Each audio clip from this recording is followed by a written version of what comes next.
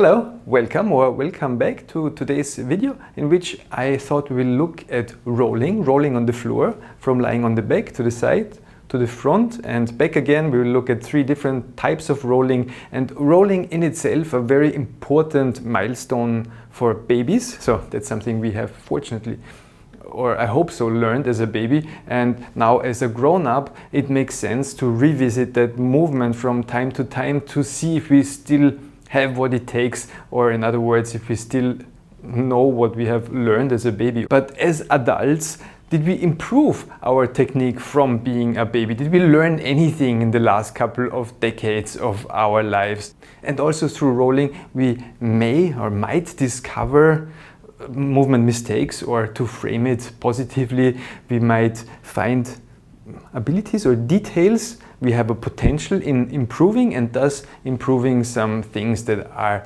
bothering us or have been bothering us for a long time. So instead of just talking and watching, I invite you to join and come onto the floor and roll around with me.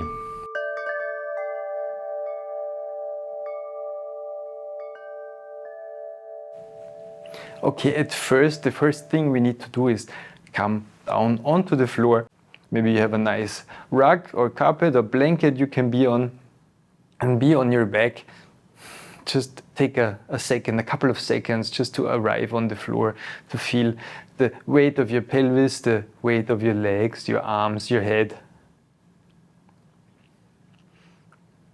And then the first movement, we will start with our limbs, the arms and legs, off the floor, not like in a national circus style of way, but in a reasonable, comfortable way, the legs up.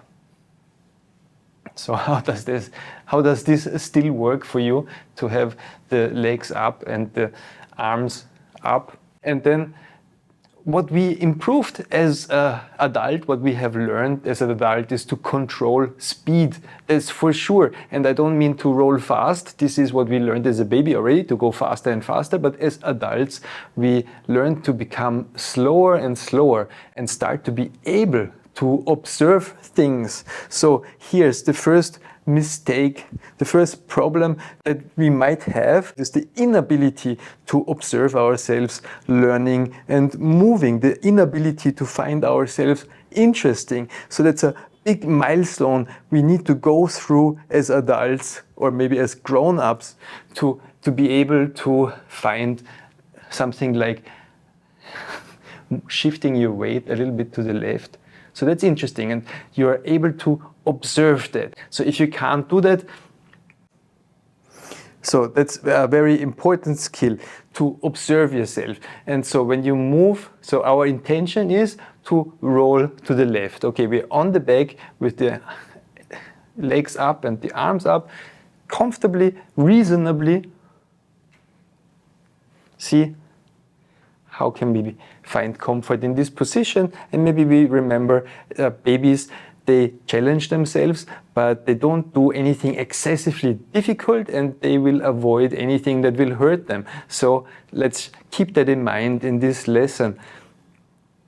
And when our intention is to roll from the back to the left side, what movements can we observe? So we need to have a side bending to the left. So the pelvis needs to bend to the left. The left side, the ribs on the left side shorten, the ribs on the right side lengthen. So the left elbow comes closer to the left knee. So we have a side bending. While we shift the weight of the legs, we move the knees to the left, the arms to the left, the head can turn to the left. But you will notice when you do this slowly, there will be a moment of falling. So we have the fear of falling. So a baby might encounter that fear and run into all sorts of troubles together with their parents. So instead of falling, we learned, hopefully, as babies, we can counterbalance, and we counterbalance through extension in the back. So through bringing the head backwards to counterbalance the weight of the legs. So suddenly it's not a side bending to the left, but it's a side bending to the right, and extension of the head backwards, and we have a little bit of a twist. And also here, not too much of a twist if the legs go a long way to the left, and the whole rotation is in the lower spine, so this will create problems in the lower back, of course.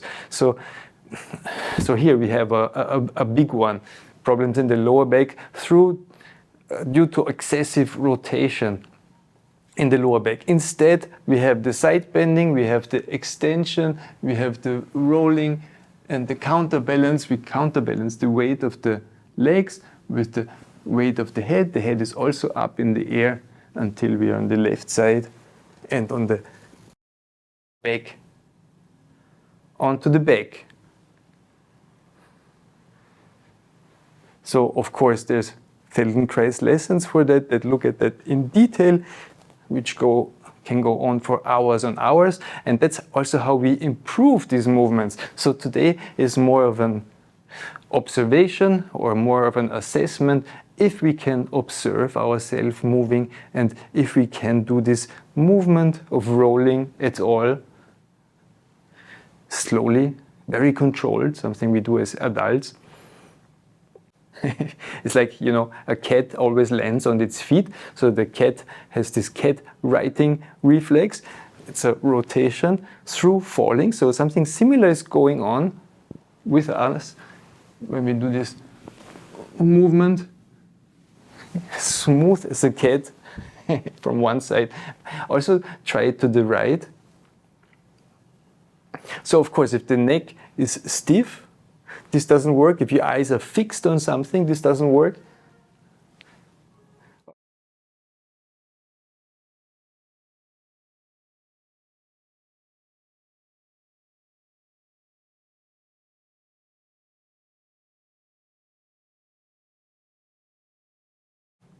Then we take a short rest. So this was the first way, the first setup of rolling with the arms and the legs up. Then we have another way of rolling with your legs on the floor, your arms on the floor. How is it to lie now on the floor after a couple of rolls? So this is our starting position, lying flat out on the floor. So how does that work if you want to roll like this? Without pushing yourself, don't push anything, don't push your right foot or your elbow, don't push nothing against the floor. So just roll onto your belly. So how would you do this? How do you have to contort, twist yourself to roll onto your belly without pushing your foot on the floor? So just to move.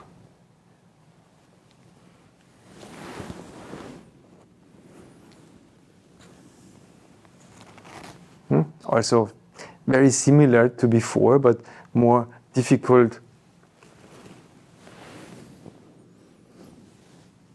in terms of refined movement quality, to be able to roll on the floor without pushing yourself off, just displacing the limbs, counterbalancing really, like the high art of rolling with the least effort. Again, with this in mind, babies don't do or avoid doing anything excessively difficult in terms of movement or anything that might hurt them. So how do you roll over? And again, on my YouTube channel, there's plenty of videos, just also my recent videos, to improve those movements. Now is a time for assessment and introspection to see where we are, how we do that, to arrive on the belly and roll over again onto the back. Yes, how well did this work? How comfortable was that? How comfortable does this make you feel?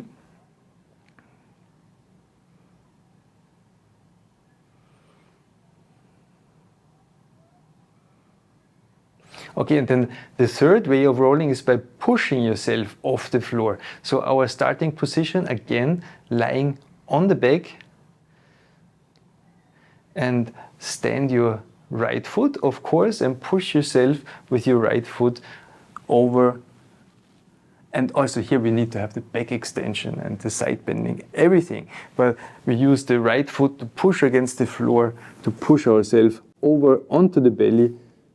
And once we're on the belly, you can use your right hand to push yourself back onto your back. So we had a roll with the limbs up, a roll just by counterbalancing and displacement, and one roll by pushing against the floor with one limb to the left or to the right.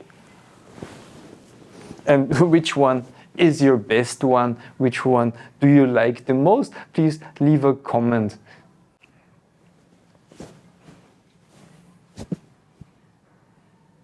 Now, from rolling, we can go in many different positions. Of course, because we have a body, we act in this world, and we need to assume different positions which allow ourselves to do different things, give us different possibilities. So that's the whole thing about being physical. We need to move through this world. And when we use our first technique, with the legs up and the arms up, and we do this counterbalance roll. So instead of rolling to the left side, we could just as well roll up to sitting.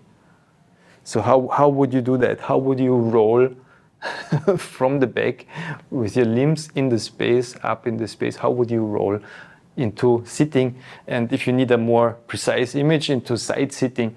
So that's where you will be. So roll over one elbow, or don't roll over one elbow, roll over your shoulder. And again,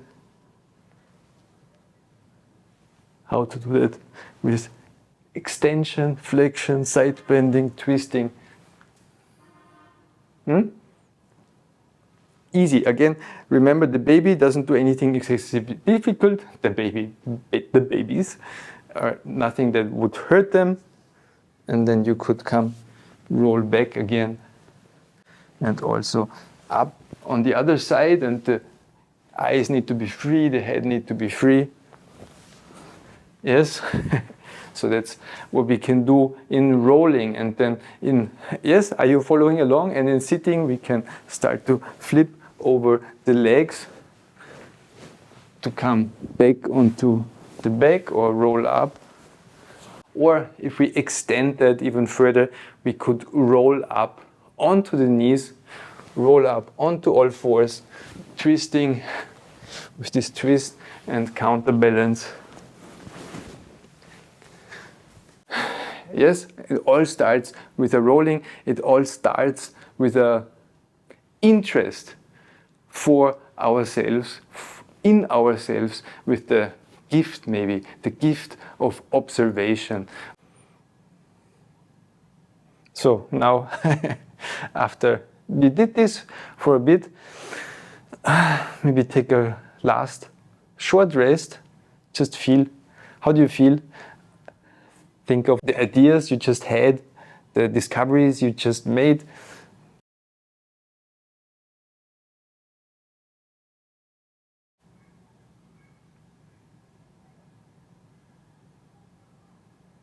Okay, I hope you found that somewhat interesting. We still need to get up. Start with a roll. How do we roll to sit on the knees? And how do we then roll and twist ourselves to come up to standing? Yes, so maybe this is a different view on being physical. The rolling, the extension, the side bending, the twist, how everything connects without having excessive movement in one space or excessive not moving in another space. So everything connects, everything should be light, not too difficult, not too challenging. I guess that's the point of, as they say, millions of years of evolution.